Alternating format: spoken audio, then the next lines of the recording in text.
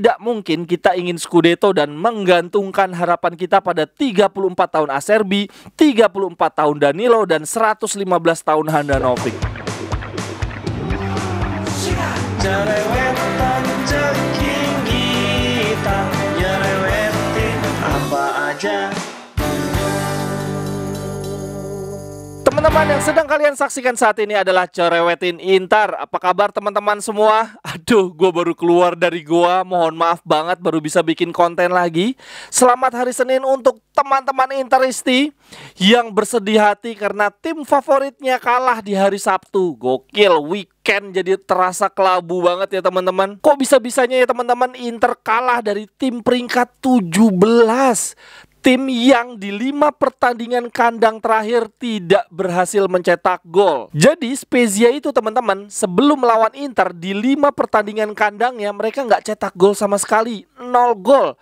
Kemarin giliran ngelawan Inter mereka bisa mencetak 2 gol dan menang. Sebetulnya apa sih yang salah dari Inter teman-teman, khususnya ketika melawan Spezia kemarin? Apakah strategi pelatih yang salah? Atau performa pemain yang salah? Kalau menurut gua di pertandingan lawan Spezia ini case-nya berbeda dengan ketika kita kalah dari Bologna dan Empoli. Waktu lawan Bologna menurut gua kita kalah bukan karena bermain jelek ya, karena Bologna bermain jauh lebih bagus dibandingkan kita. Bahkan Thiago Motta, pelatihnya Bologna, mendapatkan award Coach of the Month ya. Sedangkan ketika kita kalah lawan Empoli itu karena kita main jelek, nggak ada ide, monoton, kebingungan, dan bahkan Skriniar kena kartu merah. Nah di lawan Spezia ini menurut gue case-nya berbeda, situasinya berbeda. Dari sisi permainan menurut gue kita main nggak jelek-jelek banget, bahkan cenderung bagus. Kita menguasai jalannya pertandingan, kita menciptakan banyak shoot, musuh juga kita kurung sehingga mereka kesulitan melakukan serangan ke kita. Tapi di satu sisi walaupun kita main bagus, kita membuat kesalahan-kesalahan sendiri yang berujung kekalahan. Contohnya di lini depan, wah kita luar biasa mandul ya, ini keterlaluan sih.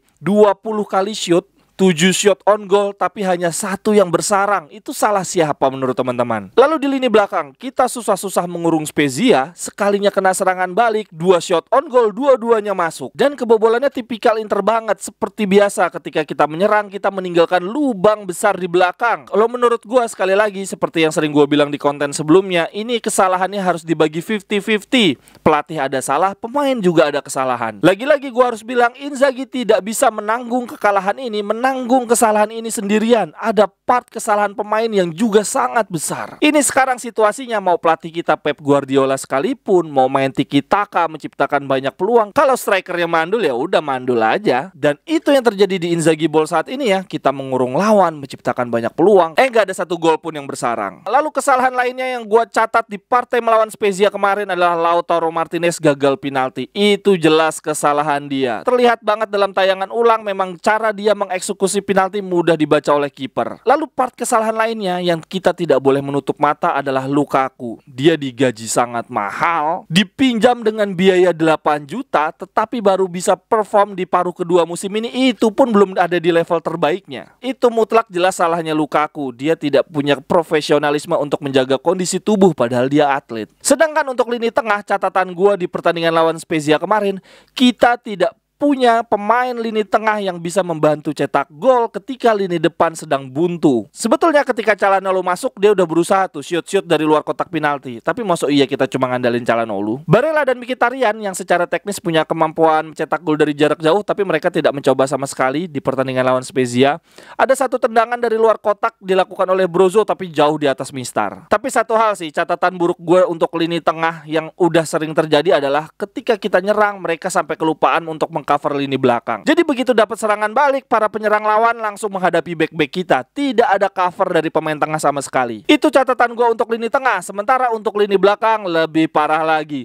Kita membutuhkan back tangguh di usia muda. Tidak mungkin kita ingin Scudetto dan menggantungkan harapan kita pada 34 tahun Acerbi, 34 tahun Danilo, dan 115 tahun Handanovic. Dan tentu saja faktor yang sangat hilang, sangat tidak ada di skuad kita saat ini adalah pemain-pemain pemain bermental juara, veteran-veteran. Di situasi-situasi mendesak ya, menit-menit akhir, kemudian kita tertinggal jumlah gol. Wah, itu pemain bermental juara macam Vidal, Alexis Sanchez, dulu ada Lucio, sangat amat dibutuhkan perannya. Itu tadi adalah part kesalahan pemain menurut catatan gue ya, berarti ada 4 poin. Yang pertama, dari lini depan menyia-nyiakan peluang, dari lini tengah tidak punya inisiatif mencetak gol dari lini kedua, sekaligus mereka keasikan menyerang sehingga lupa mengcover lini belakang. Lalu yang keempat adalah tidak ada pemain mental juara di line up kita. Selain kesalahan pemain, di partai lawan Spezia kemarin jelas banget ada banyak part kesalahan dari Inzaghi. Hal yang menurut gue sangat Inzaghi banget, yaitu soal mental. Menurut gue Inzaghi belum saatnya memimpin tim besar.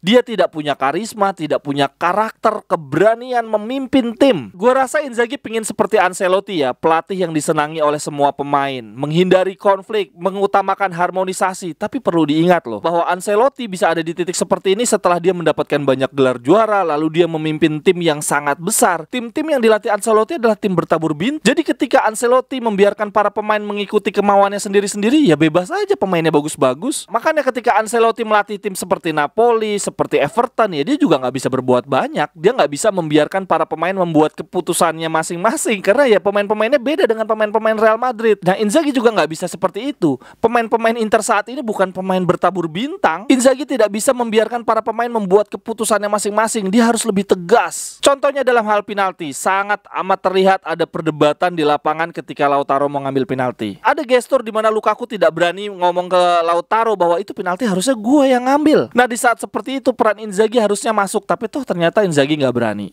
Lalu ketidaktegasan Inzaghi juga terlihat dalam susunan line up ya. Kok bisa-bisanya ada Handanovic main? Itu pasti karena Inzaghi mendapatkan tekanan dari para pemain senior dan dia tidak berani tegas. Ini bukan untuk pertama kalinya Inter yang sebetulnya nggak ada kebutuhan untuk rotasi kiper, tiba-tiba Handanovic main dan akhirnya kalah. Gue yakin banget kok waktu lawan Spezia kemarin Inzaghi pasti punya akal sehat untuk memutuskan siapa kiper yang layak jadi starter, apakah Handa atau Onana. Handanovic musim ini main 10 kali, kebobolan 16 gol, kemudian 5 kali kalah dan cuma 2 kali clean sheet. Sedangkan Onana di musim ini sudah bermain 26 kali, kebobolannya cuma 22, kalahnya cuma 5 dan 13 kali clean sheet.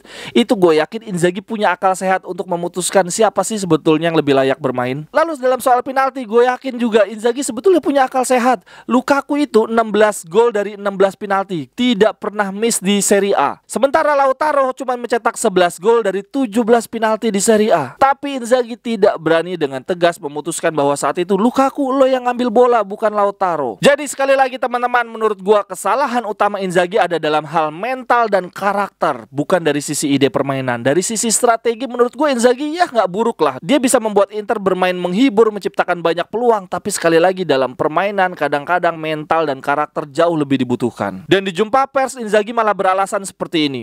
Lukaku dan Toro adalah 2 penendang penalti. Belum pernah terjadi sebelumnya kita mendapatkan penalti saat mereka berdua pemain. Lalu untuk ke depan siapa yang akan jadi eksekutor utama, kami akan memilih dari waktu ke waktu. Oh iya, gue jadi ingat ada momen ketika dalam sesi latihan Spalletti marahin para penonton ya. Kalian tidak boleh mengejek Ranocchia, bahkan berani menegur para penonton. Sedangkan Mourinho dia pernah menghampiri tribun, kemudian meminta para penonton memberikan tepuk tangan, aplaus kepada para pemain Chelsea yang telah berjuang habis-habisan. Itu adalah hal yang gue yakin banget gak akan berani dilakukan oleh Inzaghi. Kemarin ketika lawan Spezia beredar video ya, para pemain menghampiri tribun minta maaf, itu Inzaghi cuma berdiri di belakang, gak berani maju paling depan. Dan dalam hal ini manajemen Inter harus belajar ya dalam memilih pelatih yang dipertimbangkan bukan cuma kemampuan meramu strategi, tapi juga dibutuhkan mencari pelatih yang punya karakter, punya keberanian, punya ketegasan. Tapi catatannya adalah pelatih yang hebat, yang punya reputasi tinggi, gajinya pasti tinggi. Dan dia pasti punya selera pemain yang tinggi juga. Lalu pertanyaannya, apakah Inter punya duit untuk merekrut pelatih seperti ini? Kalau kita memecat Inzaghi dan menggantinya dengan pelatih mediocre, ya sama aja. Kita keluar dari kandang buaya masuk ke kandang singa namanya kalau kayak gitu. Jadi kalau kita mau berpikir dengan akal sehat teman-teman, selama ownernya masih Suning, di akhir musim nanti ya pelatihnya akan tetap Inzaghi. Sampai ketemu di cerewetan-cerewetan berikutnya. Bye-bye, thank you. Cerewetan ceking kita nyerewetin apa aja.